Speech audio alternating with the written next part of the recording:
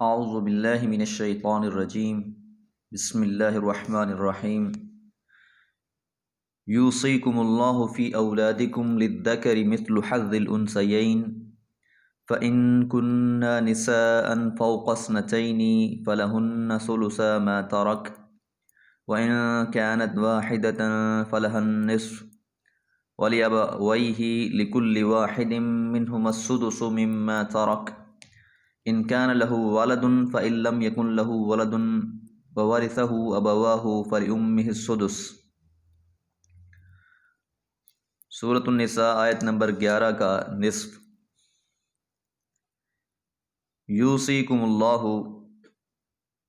وصیت کرتا ہے تم کو اللہ تعالیٰ، تاکید کرتا ہے تم کو اللہ تعالیٰ، فی اولادکم، تمہاری اولاد کے بارے میں۔ وارثوں کے تفصیلی حصوں کا بیان شروع ہو رہا ہے۔ یہ دونوں آیات اور اس سورت کی آخری آیت مبارکہ علم وراثت میں اصول کی حیثیت رکھتی ہے۔ وراثت کے تفصیلی حصے ان 3 آیات سے مستنبط ہیں، اور وراثت کے حصوں سے متعلقہ احادیث بھی ان آیات کی تفسیر ہیں۔ ایک حدیث مبارکہ میں ہے کہ حضرت جابر بن عبداللہ رضی اللہ تعالیٰ عنہ بیمار ہوئے تو رسول اللہ صلی اللہ علیہ وسلم اور حضرت ابوبکر صدیق رضی اللہ تعالیٰ عنہ ان کی عیادت کے لیے تشریف لے گئے۔ جابر رضی اللہ تعالیٰ عنہ نے آپ سے اپنے مال کے بارے میں دریافت کیا تو اس پر یہ آیت مبارکہ نازل ہوئی۔ اسی طرح ایک اور حدیث میں جو حضرت سعد بن ربیع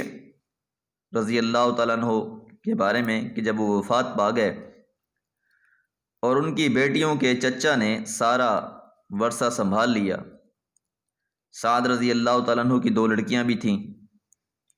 ان کی بیوی نے آپ صلی اللہ علیہ وسلم سے ورثے کا سوال کیا، وراثت کا سوال کیا، تو آپ صلی اللہ علیہ وسلم نے لڑکیوں کے چچا کو پیغام بھیجا کہ سعد کی 2 بیٹیوں کو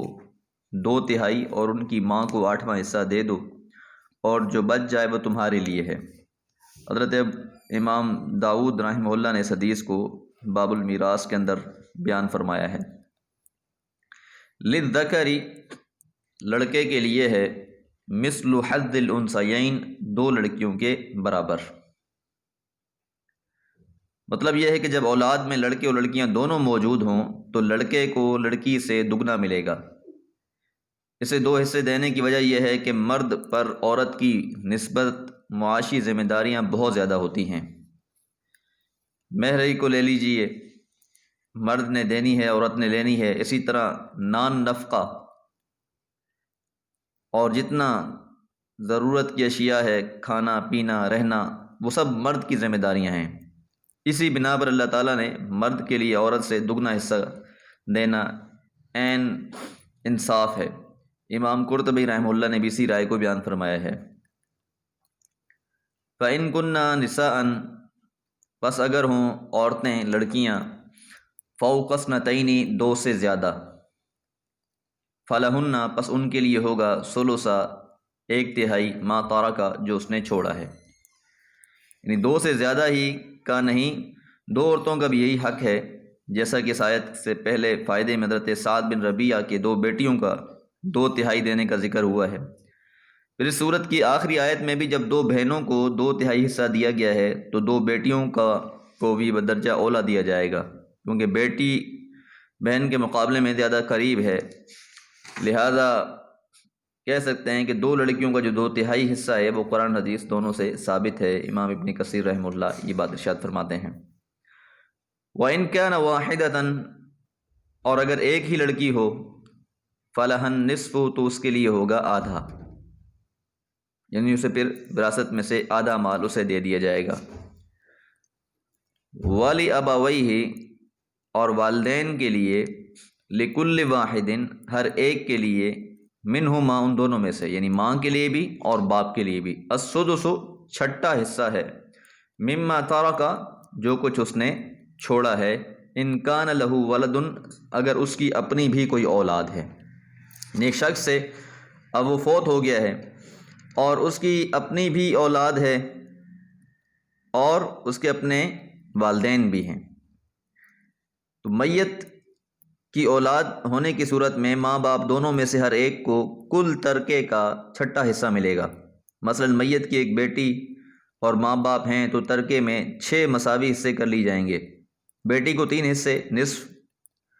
اور ماں کو 1 حصہ سدس، اور باپ کو بھی 1 حصہ سدس مقرر ہوگا، اور 1 حصہ جو ہے وہ اس ہونے کی وجہ سے ملے گا۔ اور اگر میت کی 2 بیٹیاں یا زیادہ بیٹیاں ہوں تو ترکے کے 6 حصوں میں سے 4 حصے 2 ثلث یعنی بیٹیوں کے، اور 1 حصہ ماں اور باپ کا ہوگا۔ اور اگر ماں باپ کے ساتھ لڑکے لڑکیاں دونوں ہیں تو ماں باپ میں سے ہر ایک کو چھٹا حصہ دینے کے بعد باقی جو مال بچے گا وہ ان میں تقسیم کر دیا جائے گا، اس اعتبار سے کہ لڑکے کا حصہ اس میں لڑکی سے دگنا ہوگا۔ اب اس لحاظ سے کچھ معاملات مستثنیٰ بھی ہیں، جس طرح کی ایک حدیث مبارکہ میں آتا ہے کہ رسول اللہ صلی اللہ علیہ وسلم فرمایا لا نورث ما ترکنا صدقۃ، کہ ہماری کوئی وراثت نہیں ہوتی، جو ہم چھوڑ جاتے ہیں وہ صدقہ ہوتا ہے، لہٰذا آپ صلی اللہ علیہ وسلم کی میراث تقسیم نہیں ہوئی۔ سورہ مریم کی آیت نمبر 6 میں بھی آپ اس کی تفصیل دیکھ سکتے ہیں۔ دوسرا یہ کہ کوئی شخص جان بوجھ کر کسی کو قتل کر دے تو یہ جو قاتل ہے یہ مقتول کی وارث نہیں ہو سکتا، اگرچہ قریبی رشتہ داری کیوں نہ ہو، اور یہ حکم بھی سنت سے ثابت ہے اور اس پر اجماع ہے۔ امام ابن ماجہ رحمہ اللہ نے بھی اس حدیث کو بیان فرمایا ہے۔ اسی طرح حضرت اسامہ بن زید رضی اللہ تعالیٰ عنہ سے روایت ہے کہ رسول اللہ صلی اللہ علیہ وسلم نے فرمایا کہ کافر مسلمان کا وارث نہیں ہو سکتا، اور نہ کوئی مسلمان کافر کا وارث ہو سکتا ہے، اگرچہ وہ رشتے میں ایک دوسرے کے باپ بیٹے ہی کیوں نہ ہوں، یعنی کافر سے وراثتی تعلق نہیں ہو سکتا۔ تو جو بھی کافر ہے، باپ ہے، بیٹا ہے، بیوی ہے، جو بھی ہے، تو وہ مسلمان کا وارث نہیں ہو سکتا اور نہ مسلمان ان کا وارث ہو سکتا ہے۔ فَإِن لَّمْ يَكُن لَّهُ وَلَدٌ، اب اگلی کیفیت، اور اگر اس کی اولاد نہ ہو، جو شخص فوت ہو گیا ہے، جو میت ہے، اس کی اپنی اولاد نہیں ہے، وَوَارِثُهُ أَبَوَاهُ، اور اس کے جو وارث ہیں وہ اس کے والدین ہی ہیں، فَلِأُمِّهِ الثُّلُثُ، تو پھر صورت میں اس کی والدہ کو 1/3 حصہ دیا جائے گا۔ یعنی ماں باپ کی صورتحال، دوسری صورت یہ ہے کہ اگر میت کی کوئی اولاد نہ ہو اور اس کے ماں باپ زندہ ہوں تو ماں کو 1/3 ملے گا اور بقیہ 2/3 حصہ باپ کو مل جائے گا۔ اور اگر ماں باپ کے ساتھ میت کے مرد ہونے کی صورت میں بیوی، اور عورت کی صورت میں اس کا شوہر زندہ ہو، تو شوہر یا بیوی کا حصہ جس کا ذکر آگے آ رہا ہے پہلے نکالنے کے بعد باقی ماندہ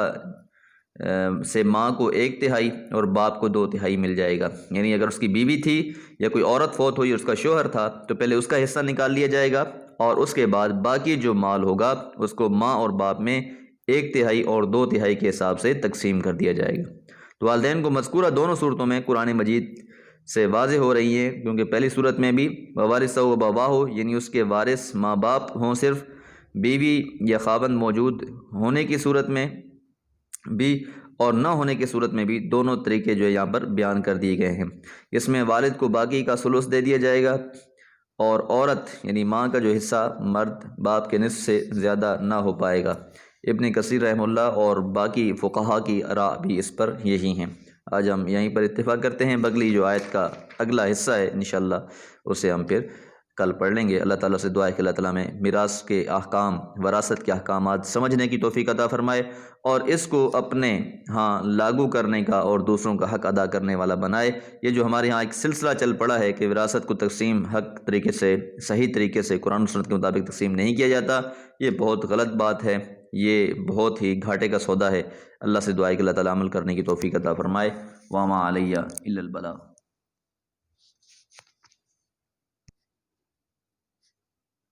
اعوذ باللہ من الشیطان الرجیم، بسم اللہ الرحمن الرحیم۔ سورۃ النساء آیت نمبر 11۔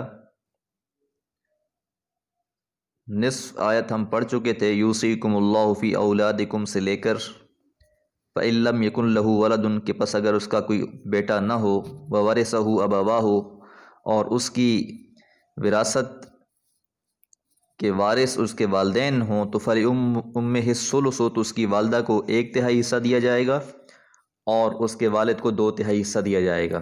اب آگے اللہ تعالیٰ ارشاد فرما رہے ہیں فَإِن كَانَ لَهُ إِخْوَةٌ فَلِأُمِّهِ السُّدُسُ مِن بَعْدِ وَصِيَّةٍ يُوصَىٰ بِهَا أَوْ دَيْنٍ، آباؤکم و ابناؤکم لا تدرون ایہم اقرب لکم نفعا فریضۃ من اللہ ان اللہ کان علیما حکیما۔ فَإِن كَانَ لَهُ إِخْوَةٌ فَإِن پس اگر کان لہو ہوں اس کے لیے اخوتن بھائی بھی، یعنی جو شخص فوت ہو گیا ہے اس کی ماں بھی ہے باپ بھی ہیں اور ساتھ اس کے بھائی بھی ہیں، فَلِأُمِّهِ السُّدُسُ تو اس کیفیت میں اس کی ماں کے لیے، فَلِأُمِّهِ اس شخص کی یعنی جو فوت ہو گیا ہے اس کی ماں کے لیے السُّدُسُ چھٹا حصہ ہوگا، من بعد وصیۃ وصیت کے بعد، یوصی بہا جس کی وصیت کی گئی ہے، او دین یا اس پر جو قرض ہے۔ اچھا، اب 6 حصے مال کے پھر کیے جائیں گے اگر اس شخص کے کوئی بھائی ہیں، اور پھر چھٹا حصہ ماں کو دیا جائے گا، اور بھائی اس مال میں وراثت میں شامل نہیں ہوں گے، باقی 5 حصے جو ہیں وہ والد کی طرف چلے جائیں گے، پھر والد کی جب وراثت تقسیم ہوگی تو اس میں سے سب کو حصہ بھی بھائیوں کو مل جائے گا۔ اور اس آیت میں ترتیب بھی بیان کر دی گئی ہے، بہت اہم پوائنٹ بیان کر دی گئے ہیں کہ سب سے پہلے کرنا کیا ہے۔ تو میت کے مال میں سے اول کفن دفن پر صرف کیا جائے گا، پھر باقی ماندہ سے حسب مراتب قرض ادا کیا جائے گا کہ اس پر جو بھی قرضے ہیں وہ ادا کر دیے جائیں گے۔ سب سے زیادہ ادا کیے جانے والا حق اللہ تعالیٰ کا قرض ہے، مثلا اگر زکوٰۃ اس پر فرض تھی یا حج اس پر فرض تھا، اس کے ذمے تھا اور وہ ادا نہیں کر سکا تو وہ اسے ادا کرنا ہوگا، جس طرح کی حدیث مبارکہ میں بھی آتا ہے کہ ایک شخص نے رسول اللہ صلی اللہ علیہ وسلم سے پوچھا، بلکہ ایک صحابی نے پوچھا کہ اللہ کے پیغمبر میرے والد پر جو ہے وہ والدہ پر حج فرض تھا اور میں وہ نہیں کر سکا تو کیا میں ان کی طرف سے کر سکتی ہوں؟ تو آپ نے فرمایا اگر اس پر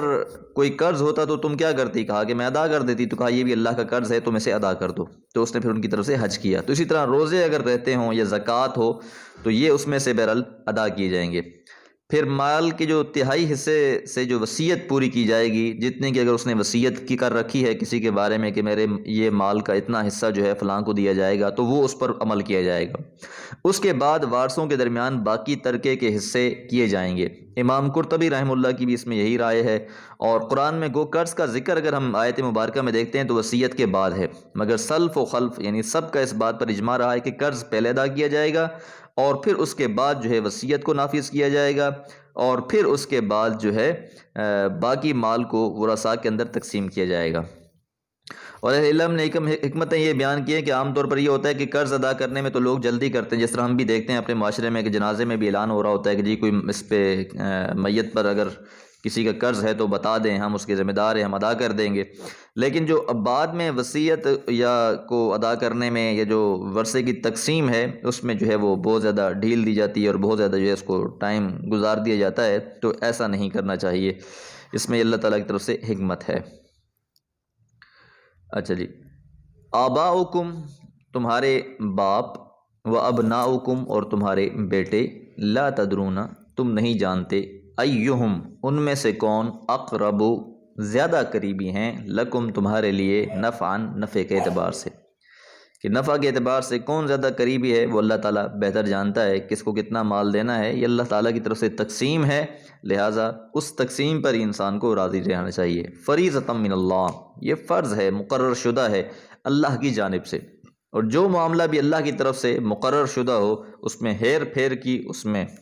تبدیلی کی گنجائش کسی کے لیے بھی نہیں ہوتی۔ ان اللہ یقیناً اللہ تعالیٰ کان علیما حکیمہ ہیں، علم والے بھی اور حکمتوں والے بھی، اللہ تعالیٰ کا علم بھی ہے اس لحاظ سے، اور اللہ تعالیٰ کی اپنی حکمتیں بھی ہیں۔ اللہ تعالیٰ ہمیشہ سے علیم و حکیم ہے، اس نے خود میراث کا یہ قانون اس لیے مقرر فرما دیا کہ تم اپنے نفع نقصان کو نہیں سمجھتے، تم اپنے اجتہاد سے یہ ورثہ تقسیم کرتے تو حصوں کا ضبط میں لانا مشکل ہو جاتا، اور شاہ عبد القادر رحمہ اللہ لکھتے ہیں کہ بعض ان حصوں میں سے عقل کا دخل نہیں ہے، اللہ تعالیٰ نے مقرر فرمائے ہیں اور وہ سب سے زیادہ حکمتوں والا ہے اور وہ سب سے زیادہ بہتر جاننے والا ہے۔ تو اللہ تعالیٰ سے دعا ہے کہ اللہ تعالیٰ کے فیصلوں کے مطابق ہمیں بھی مال کو تقسیم کرنے والا بنائے۔ وما علیہ الا البلاغ۔